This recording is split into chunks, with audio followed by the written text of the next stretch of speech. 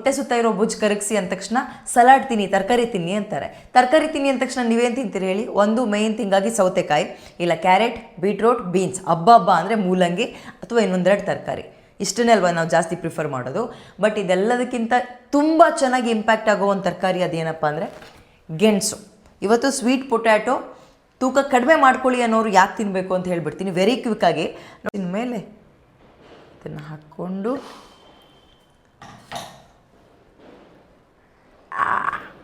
ಬೆಂದಿದೆ ಚೆನ್ನಾಗಿ.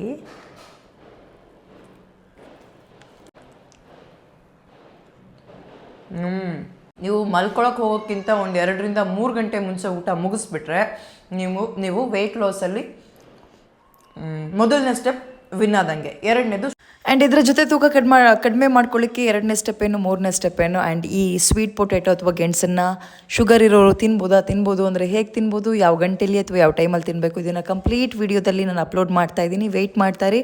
And weight loss ಅಥವಾ ವೆಯ್ಟ್ ಗೇನ್ ವೀಡಿಯೋಸ್ಗೆ ನನ್ನ ಪೇಜ್ನ ಫಾಲೋ ಮಾಡಿ ಆ್ಯಂಡ್ ಸಬ್ಸ್ಕ್ರೈಬ್ ಮಾಡಿ. ಬಾಯ್.